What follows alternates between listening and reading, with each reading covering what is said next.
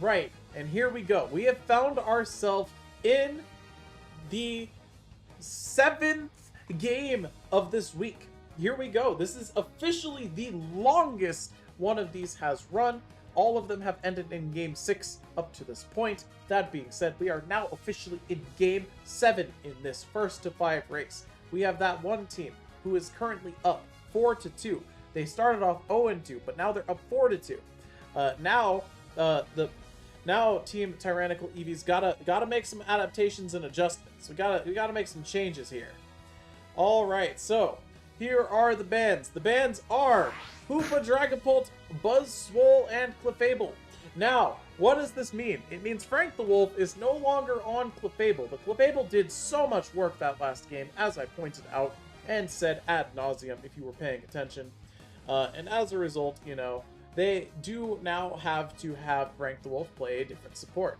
Hopefully Frank the Wolf's been practicing on Eldegoss, because that's what he's picked. Eli is going to go Greedent here, presumably to do a moderate amount of trolling.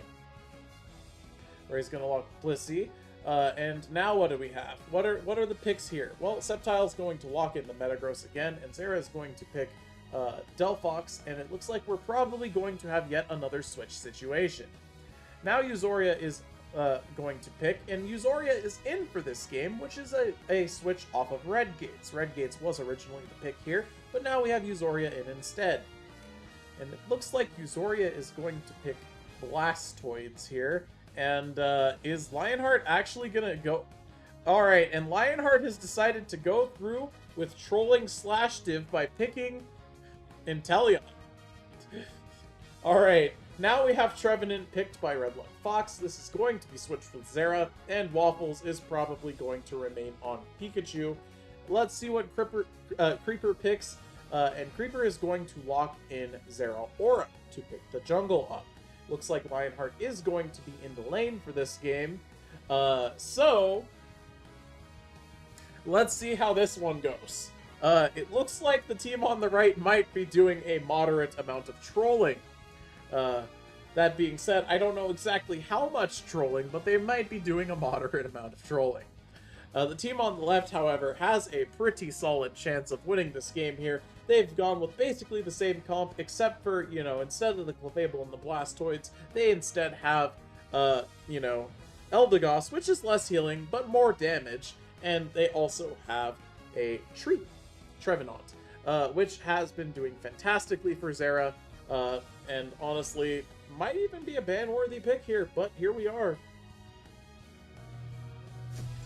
Alright, so let's see if Lionheart on the Inteleon with bad items is gonna be able to bring home the victory here. Or let's see if they are able to win the 4v5.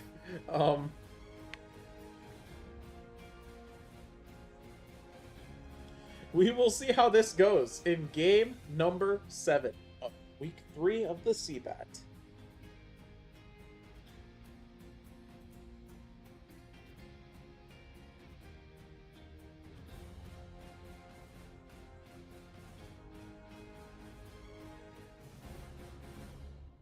Here we go. And let's do our best to go over to the other side and see what in tarnation the plan is this time. What are they cooking? Well, it seems like Zeraora is taking the jungle, because Zeraora thinks, nah, I'd win. Now we have Squovet running it down all the way to the opposing jungle, huh? Interesting choice, the level 1 invade. And it looks like Sceptile has decided to opt for the wrong buff first. Is Sceptile going to get there in time? No. Eli is going to get the jungle buff, and Ray is also here. We have a double invade. Alright, well, it looks like they need to deal with this situation. Redlock Fox has come up to help. Meanwhile, the Sobble is fighting the Phantom, and this is just awkward. They're just having, like, awkward tension, and Zera is going to go kill the Sobble, it looks like. And, nearly succeed, but luckily for, you know, for Lionheart, Creeper is there to save the day. Redlock Fox is back, and we're going to try and pick up a KO here, but we're just not going to be able to. But the Zeraora is quite low. He's got to get out of there, and he's going to successfully do so. That being said, Frank the Wolf somehow has found himself in a 1v2 up top. And level-wise, oddly enough, it's going well for the team on the right. It's very early, but they are already ahead a level in experience, and now they're ahead 2 levels as Zeraora is going to pick up another level, as they also managed to kill the Beldam there. And the double invade seems to have gone successfully.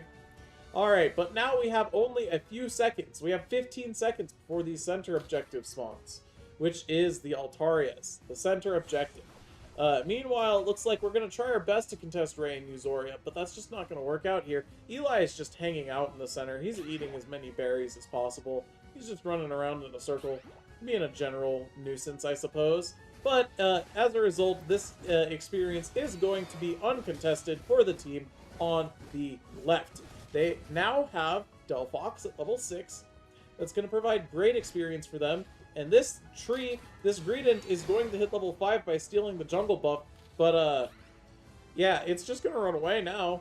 But here comes Creeper to, you know, counter-attack on Sceptile. And Sceptile's just not going to be able to fight that, it looks like. And, yeah, it seems like the red team's strategy this game is just play on the opposing side of the map, as Creeper is level 7 and absolutely going crazy. Okay, but, this isn't over, oddly enough. Sure, they're down on levels, but the objectives spawn in 10 seconds here, and that's a pretty big deal. It looks like Zera's going to be able to get all of these Pokemon here, and Redlung Fox is also rotating down to pick up the KO on this Altaria. And we have 3v3 top, and we have 2v1 bottom, as there's actually 4 top, except for the Zeraora, who is now running down to his own jungle. We're going to get a 30-point Dunker off, and we are going to also use Fire Spin on Lionheart, and we nearly kill him, but he is able to escape here. And now we have to save our poor Delphox, that's what that Pokemon's called, but we do not succeed in doing so in time. And now we've got to be careful. We are currently struggling with this Zeraora. We do need to take this out. This thing is causing us massive problems. It's causing major issues. And Lionheart is coming in with the snipe shots. He's going pew-pew. He's getting some auto-attack damage off. And he's going to eat a entire Fire Blast from the Delphox. And, yeah, this Greedent is still in their jungle. He's still there. And the top lane is just going rough. But it's okay. Zeraora is on the Regice, and it really is up to this team to, like, get down here and recognize, hey, yo, this Zeraora is on the Regice. We need to prevent this Zeraora. And it looks like they're all here now. And will they successfully do so? Well, they're going to pick up a stun on the Zeraora, and Zeraora is just, you know, going to spam all of its movement options, it looks like. And Regice is going to take some damage, but then we're going to just back away from it, you know? And it's going to start regenning and walking back, and now we have Metagross. Metagross should be able to defeat the Zeraora, and it looks like it's going to successfully do so. Zeraora does have to run away to stay alive. Lionheart now needs to do the same. And somehow we did not manage to kill this Regice in time. Meanwhile, up in the top lane, poor Waffles has to defend against all of this by himself, and he's just not going to be able to. Alright, and they really need to just kill this thing. But Zeraora keeps coming back for more. He keeps coming back, and we've had enough of this. And he's gonna die. And now this is going to be a Regice for the team on the left, which results in a huge amount of experience, nearly equalizing the experience playing field. Alright, now in the meantime, Lionheart is going to extend just a little bit too far, but he barely survives at literally 1 HP. And he's going to get out of there alive. Meanwhile, the top goal for the blue team is completely exposed, but they have not managed to score a single point in the bottom. Alright, so now what's going to happen? Well, it looks like we're going to try and pick up a KO or 2 here, but Blastoise is going to do some major damage in response and say, nah, my team's going to stay alive. Your team, however, will not. And, Yeah, that's a Blastoise Unite that came out there. And we're going to drop the Wood Hammer to do some damage. And we're going to also Unite on the point to get off some pretty solid defense. They're going to prevent scoring as much as they can here, and that Delphox is going to pick up a KO on the Zeraora. Trevenant's killed the Inteleon in the distance somehow, which is not something that you see. A defender picking up a KO on Inteleon is a very rare occurrence. And now we're all rotating top, it looks like, because we really want to contest this this Regieleki that's about to spawn. Lionheart is doing the slash maneuver. He's actually playing Inteleon correctly, where he turns around and then turns around to snipe. And we're going to have probably a big 5v5 team fight up top for this. Alright, Euzoria is going to go in looking for people. He finds the Metagross in the bush, and the opposing team has decided to just start ripping the Aleki. And they need to get up there, but Euzoria is going to say, nah, I'd push. And guess what? We have a steal! Here comes the Metagross, and here comes the Metagross's Unite move. We're going to go for as many kills as possible with the tough claws. And here we go. Regieleki is coming in to help with the damage. We're gonna actually pick up a KO. And we also have the tree. The tree is here as well. Frank the Wolf's going to keep himself alive, though. Frank the Wolf says, nah, I'd live. And Lionheart is going to unleash his Unite move and start blasting. And he's got increased everything. All of his stats get boosted there.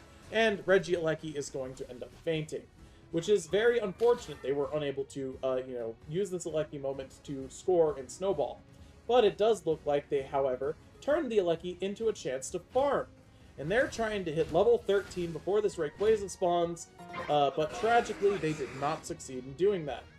The blue team is in position for this, and the red team is somehow all bot lane, which is interesting, and we're just thinking about it. We're playing footsies, I guess, and the Metagross is picking up experience, it looks like.